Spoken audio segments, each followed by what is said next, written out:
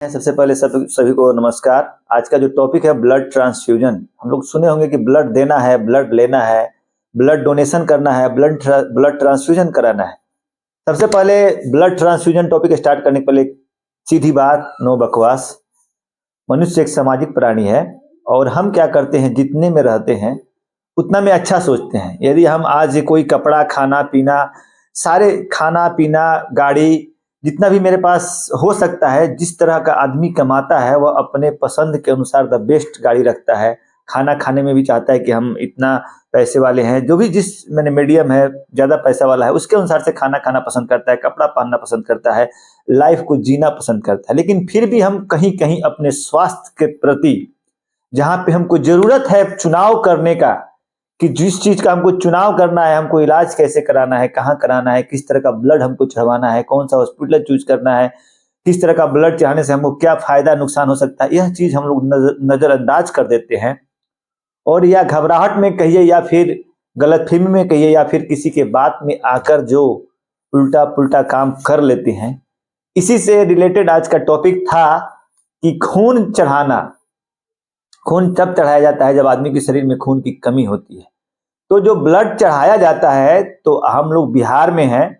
बिहार में तो वैसे केवल ब्लड बैंक से ब्लड चढ़ाना ही अथॉरिटी है, लीगल है। लेकिन अभी भी हर चीज में क्या होता है कि जो चीज सरकार के द्वारा बैंड है, उस चीज में भी कहीं ना कहीं से जुगाड़ टेक्नोलॉजी बिहार में लग जाता है।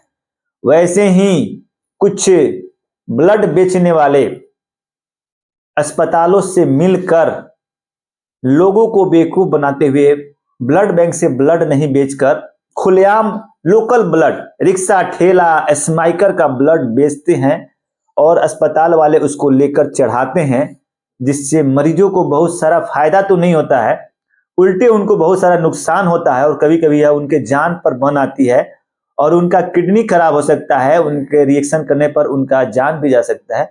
और जो ब्लड हम लोग चढ़ा रहे हैं, 1 यूनिट ब्लड से जो 1-1.5 ग्राम हीमोग्लोबिन बढ़ेगा।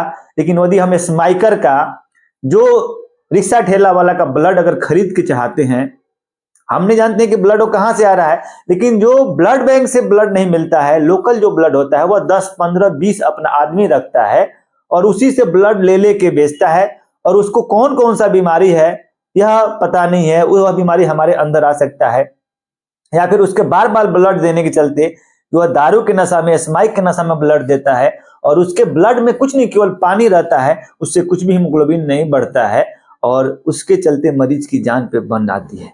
तो इसीलिए हमने आज वीडियो बनाना उचित समझा कि सबसे पहले ना हम उस ब्लड बैंक बेचने वाले के रैकेट को पकड़ सकते हैं, ना अस्पताल जो चढ़ाते हैं उसको हम लोग बोल सकते हैं। यह सरकार का काम है, सरकार अपना काम करेगी। सरकार का काम है देखना, समझना, सुनना। हम लोगों को जागरूक कर सकते हैं, लोगों को बता सकते हैं कि यार वो ओरिजिनल क्या होता है, ब्लड बैंक से ब्लड लेकर चढ़ाने में क्या क्या फायदा है, ब्लड कब चढ़ाया जाता है, ब्लड ट्रांसफ्यूजन के महत्व क्या है, किस तरह का ब्लड हमको अपने मरीज को नहीं चढ़ाना है, ब्लड चढ़ाने से क्या क्या खतरा हो सकता है। यह सब बातों का हम लोग आज डिस्कस करेंगे आज के इस टॉपिक में। और मालूम ही है कि कितना छापामारी हो रहा है, क्लिनिक बंद हो रहा है, फिर खुल रहा है, फिर सील हो रहा है। यह से कुरमुत्ता का ऐसा जो जाल फैला हुआ है, यह खत्म नहीं होने वाला है बिहार में और सारे लोग इसमें मिले हुए हैं, ऐसा प्रतीत होता है। खैर, टॉपिक है ब्लड ट्रांसफ्यूजन का, हम लोग बात उससे करेंगे कि ब्लड ट्रांसफ्यूजन क्या होता है। तो ब्लड ट्रांसफ्यूजन, जब किसी मरीज को ब्लड की जरूरत होती है, जब किसी मरीज के, जो कोई आदमी बीमार होता है और उसके शरीर में खून की मात्रा 7 ग्राम से कम होती है, तो डॉक्टर एडवाइस करता है कि आपको ब्लड चढ़ाना पड़ेगा। अब वह ब्लड किस कारण से कम हुआ है, या डिपेंड करता है किस बीमारी के चलते कम हुआ है। कोई किसी को एक्यूट मायोकार्डियल इन्फेक्शन हुआ है और उसमें ब्लड 8 ग्राम से कम है, उसमें ब्लड चढ़ाने की जरूरत पड़ती है। किसी को एक्यूट हेमरेज हो गया, जैसे मानते हैं कोई रोड पे गया, रोड पे एक्सीडेंट हो गया, कोई ऑपरेशन मेजर सर्जरी हुआ, उसमें ब्लड का लॉस हो गया, डिलीवरी, बच्चा के जन्म के समय ब्लड लॉस गया, या तो उसका जो गर्भाशय या फिर कहीं से टीयर हो गया, या फिर पोस्टमार्टम हेमरेज होता है वह हो गया, या फिर क्रोनिक कोई इन्फेक्शन है, जैसे मानते हैं कि पाइल्स है, थोड़ा थोड़ा ब्लड बहुत दिनों से आ रहा है, किसी को खखार में ब्लड आ रहा है बहुत दिनों से, क्रोनिक केसेस में आ रहा है ब्लड, किसी को पैखाना में ब्लड बहुत दिनों से आ रहा है, तो उसमें ब्लड की कमी हो सकती है। किसी औरत को महीना में 2 बार ब्लड आ जा रहा है, तो एकाएक अगर ब्लड 6 ग्राम 7 ग्राम से कम हो जाता है, तो चाहे वह एक्यूट हो, चाहे एक्सीडेंटल हो, चाहे क्रोनिक हो, तो वैसे केस में डॉक्टर एडवाइस करते हैं ब्लड ट्रांसफ्यूजन के लिए। सेप्टिक इन्फेक्शन में भी ब्लड कम मतलब होते देखा गया है। हेरिडेटरी डिसऑर्डर में भी होता है। किडनी से संबंधित बीमारियों में भी ब्लड की कमी हो जाती है, जिसमें किडनी से जो इरिथ्रोपोइटिन हार्मोन्स होता है वह नहीं आ पाता है। और ब्लड कैंसर बीमारी होता है, जिसमें बोन मैरो से ब्लड फॉर्मेशंस नहीं हो पाता है, या फिर कैंसर का पेशेंट है, वैसे लोगों में ब्लड की कमी हो जाती है। ब्लड में 3 तरह के सेल होते हैं, आरबीसी, डब्ल्यूबीसी, प्लेटिलेट्स। तो आरबीसी कभी कभी क्या होता है कि आरबीसी ही केवल चढ़ाने की जरूरत पड़ता है, तो डॉक्टर एडवाइस करता है कि आरबीसी चाहिए। या फिर कभी कभी प्लेटिलेट्स केवल चढ़ाने की जरूरत होती है, तो सेपरेट करने वाला मशीन होता है। ब्लड बैंक भी बहुत तरह के होते हैं, तो उसके अनुसार अगर प्लेटिलेट्स को सेपरेट करके अलग चढ़ाया जाता है। प्लेटिलेट्स का लाइफ साइकिल मतलब कि जो ब्लड होता है वह 7 दिनों में खराब हो जाता है। वहीं जो आरबीसी वाला ब्लड होता है, होल ब्लड होता है, वह 46 दिनों से मतलब कि 42 दिनों तक वह रह सकता है। तो अब यह सब हम लोग जाने कि ब्लड चढ़ाने की आवश्यकता आदमी को कब पड़ती है, और जो ब्लड बैंक का काम क्या है, वह काम है कि ब्लड को, जिसे ब्लड बैंक क्या करता है, ब्लड बैंक का निर्माण इसलिए किया गया, ऑथेंटिक किया गया कि जब आपको ब्लड डोनेशन कैंप लगाया जाता है, जिसके द्वारा लोगों से ब्लड लिया जाता है और उस ब्लड को प्रिजर्व करके रखा जाता है। उस ब्लड को जब चढ़ाने के पहले उस ब्लड में बहुत सारा चेक करने की जरूरत रहती है, जैसे blood group, RS type, viral marker, hepatitis B, hepatitis C, HIV, syphilis, human T lymphotropic virus. उसके बाद आपको मलेरिया का क्रॉस मैचिंग किया जाता है जब ब्लड चढ़ाया जाता है। पेशेंट को यदि कोल्ड फ्लू सोर, थ्रोट सोर, कोल्ड सोर, stomach bug, any other type का कोई भी इन्फेक्शन है, तो उस कंडीशन में ब्लड को नहीं चढ़ाया जाता है। तो जब भी ब्लड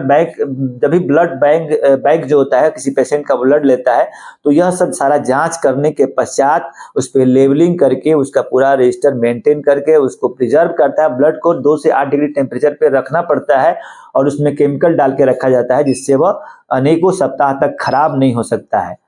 वैसे आदमी जो टैटू बनवा के आए हुए हैं, वैसे टैटू कहीं से आप टैटू वाला निडल यूज होते रहता है, तो टैटू जो बनवा के आए हैं वैसे आदमी को 6 महीना तक ब्लड नहीं देना रहता है।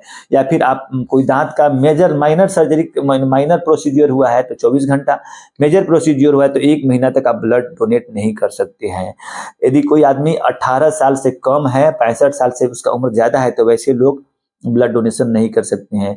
यदि कोई आदमी का हीमोग्लोबिन 10 ग्राम 9 ग्राम से कम है, 12 ग्राम से कम है, तो वैसा आदमी ब्लड डोनेशन नहीं कर सकता, ब्लड नहीं दे सकता है। यदि आप कभी मतलब कि मॉस्किटो बर्ड इन्फेक्शन मतलब कि इंडेमिक एरिया में ट्रेवल किए हुए हैं, मलेरिया, डेंगू, जीका वायरस से इन्फेक्टेड एरिया है, वहां से आ रहे हैं, तो वैसे आदमी का ब्लड नहीं लेना है।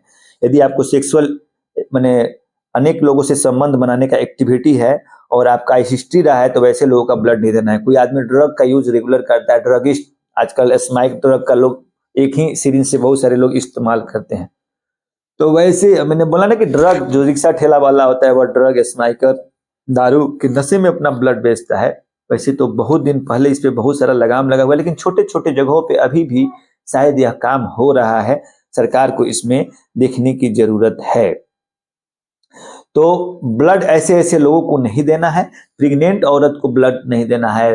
ब्रेस्ट फीडिंग जो करा रही हैं औरत, उनको ब्लड डोनेशन नहीं करना है।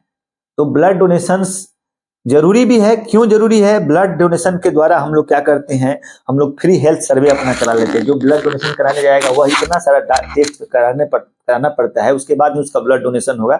एक तरह से वह अपना टेस्ट करा लिया।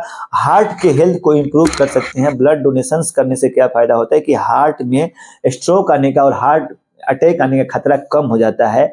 ब्लड प्रेशर को रेगुलेट करने में मदद करता है। ब्लड प्रेशर लो मतलब जिसको हाइपर टेंशन का शिकायत है, वो अपना ब्लड प्रेशर मेंटेन कर सकते हैं। ब्लड सर्कुलेशन अच्छा रहता है। ब्लड डोनेशन करने से 3 महीना पर एक बार ब्लड डोनेशन करना चाहिए, क्योंकि वो भी ब्लड बैंक में, क्योंकि ब्लड डोनेशन से क्या हो जाएगी, 100 आरबीसी का लाइफ साइकिल 120 दिन होता है और 120 दिन बाद आरबीसी स्वतः रोज कुछ ना कुछ सेल बनता है और कुछ ना कुछ टूटता है। यदि हम ब्लड डोनेशन नहीं भी करेंगे तो आरबीसी जो मेरे पास बना हुआ है वो 120 दिन बाद अपने आप डेड हो जाएगा। उसके पहले हम किसी गरीब का मदद कर देते हैं, किसी लाचार का मदद कर देते हैं, किसी आवश्यकता वाले को मदद करते हैं, तो हम एक सुखद अनुभूति होती है, खुशी होती है और एक रियल हीरो ऐसा अनुभव करने को मिलता है कि आज हमने ब्लड देकर इस ऐसे लोगों की जान बचाई है। आयरन लेवल किसी का कम है उसको इंप्रूव करने में, जैसे ब्लड आप दे रहे हैं तो आपके शरीर में आयरन लेवल है वह इंप्रूव होगा, कैंसर का रिस्क कम होगा, सर्कुलेशन इंप्रूव होगा, हेयर के ग्रोथ में भी ब्लड डोनेशन के जो भी बार बार डोनेशन करते हैं उनका हेयर ग्रोथ अच्छा होता है। और डिटॉक्सिकेशन सबसे पहला चीज है कि बॉडी का डिटॉक्सिकेशन होते रहता है, बॉडी का जितना भी कचरा है डिटॉक्स मटेरियल वह साफ होते रहता है। तो आप समझ सकते हैं ब्लड डोनेशन से कितने फायदे हैं, लेकिन वह ब्लड जो दिया जाए वह रजिस्टर्ड ब्लड बैंक में दिया जाए ताकि एक लाचार और एक आवश्यकता वाले व्यक्ति की मदद हो सके, ना कि कोई कमर्शियल बिजनेस करने वाले, व्यापार करने वाले का मदद हो सके जो ब्लड को बेचते हैं। जनरली सरकार के द्वारा जो सिस्टम बनाया गया है वो ब्लड खरीदने और बेचना दोनों जुर्म है, तो इस पे न ब्लड जो बेचने वाला है न बेच सकता है, न खरीदने वाला खरीद सकता है। एक स्पेसिफिक कॉस्ट होता है जो सरकार के द्वारा फिक्स दर होता है, उतना दर पे वह ब्लड उपलब्ध कराता है और ब्लड बैंक जब ब्लड देता है तो उसके एवज में आपके परिवार के किसी सदस्य का ब्लड लेकर स्टोर करता है ताकि आगे भी जाकर उससे किसी को फायदा हो सके। तो ब्लड जो गैर इनलीगल जो ब्लड जैसे लोकल जो ब्लड लेकर हम लोग चढ़ाते हैं, तो हमने बताया कि ब्लड से जितना फायदा है उतना हानि भी है। बहुत सारा टेस्ट जो करना चाहिए वो टेस्ट नहीं कर पाते हैं, जिसके चलते उस मरीज में जो भी बीमारी होता है, उस आदमी में जो भी बीमारी होता है, जो हमारे ब्लड उनके ब्लड में आया है वह चाहने वाले के ब्लड में जाके खतरा पैदा कर सकता है। उसके बाद बहुत सारा रिएक्शंस भी होता है, बहुत सारा खतरा भी हो सकता है। अगर अच्छी तरह से नाप तोल के ब्लड को नहीं लिया जाए तो उसके चलते बड़ा खतरा क्या हो सकता है, कभी कभी एलर्जिक रिएक्शन होने को देखने को मिला है जो माइल्ड से सीवियर तक होता है। बुखार किसी किसी को देखने में मिला हुआ है। और किसी में क्या होता है कि too much iron intake, body में ज्यादा आयरन इनटेक होने से आयरन ओवरलोड हो जाता है। वायरस का ट्रांसमिशन हो सकता है लोकल ब्लड चढ़ाने के चलते। इन्फेक्शंस सबसे बड़ा कारण हो सकता है, किसी भी तरह का इन्फेक्शन उनके शरीर से आ सकता है और रिएक्शन करने से क्या हो सकता है, छाती में घबराहट, सांस लेने में तकलीफ, लंग्स इंजरी, यह सब हो सकता है। एक्यूट इम्यून हेमोलाइटिक रिएक्शंस होता है जो रेयर होता है, इसमें बहुत ही सीरियस होता है, जिसमें आरबीसी ब्रेक होता है और किडनी तक डैमेज हो जाता है और इस तरह आदमी की किडनी भी खराब हो सकती है और आदमी की जान भी जा सकती है। तो सबसे बड़ा चीज है कि जब भी ब्लड आप दें तो रजिस्टर्ड ब्लड बैंक से दें, और जब भी ले, खास करके लेते समय रजिस्टर्ड ब्लड बैंक से ही ब्लड ले। लोकल से ब्लड अगर कोई अस्पताल ला के बोला कि हम अरेंज कर देंगे, 10,000 दे दीजिए, 15,000 दे दीजिए, हम व्यवस्था कर देंगे, तो उससे ब्लड को नहीं चढ़ाना है। उससे ब्लड, वैसे ब्लड को चढ़ाने से आपके शरीर पर खतरा हो सकता है। आपको मालूम होना चाहिए कि ब्लड चढ़ाने के 2 से 3 दिन बाद भी रिएक्शन होता है, डिलेड हेमोलाइटिक रिएक्शंस होता है, जिसके चलते आदमी का किडनी और बहुत सारा चीज खराब हो सकता है। तो किसका ब्लड चढ़ा रहे हैं उससे जो हमको फायदा मिल रहा है, उसके शरीर का पूरा बीमारी भी हमारे शरीर के अंदर आ सकता है।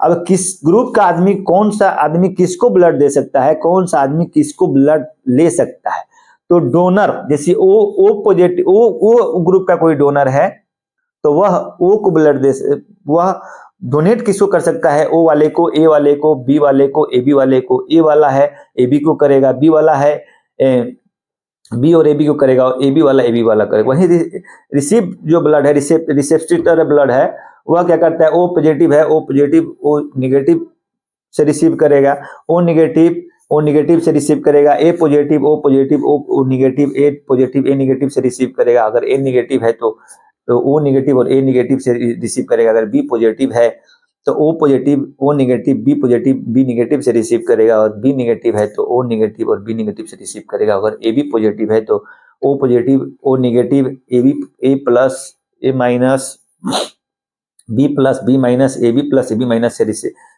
रिसीव करेगा। और ए बी निगेटिव है तो O negative A negative B negative A B negative से रिसीव करेगा। इस तरह हम लोग ओ को यूनिवर्सल डोनर बोलते हैं और ए बी प्लस को यूनिवर्सल रिसेप्शनिस्ट बोलते हैं। तो इसी के साथ हम यही कहना चाहेंगे कि जो भी ब्लड आप ले रहे हैं या दे रहे हैं तो ध्यान देने की जरूरत है, और खास करके किसी पेशेंट को ब्लड चाहते समय लोकल ब्लड चढ़ाइएगा तो उसके जान के साथ खिलवाड़ कीजिएगा और मरीज को खतरा पैदा कीजिएगा। जब भी ब्लड ले ब्लड बैंक से ही लें, और ब्लड सभी लोग को डोनेट करना चाहिए, जिससे सर्किल बना रहे। आप मालूम होना चाहिए कि हमारे देश में प्रतिवर्ष मिलियंस में ब्लड की आवश्यकता होती है, और ब्लड देने से किसी इमरजेंसी में किसी आदमी की जान बच सकती है, खास करके एक्सीडेंट वाले पेशेंट को और मेजर सर्जरी वाले पेशेंट को। तो ब्लड डोनेशन करना चाहिए, 3 महीना 6 महीना पे कीजिए, और अपने आप को स्वस्थ रखने के लिए भी ब्लड डोनेशन जरूरी है।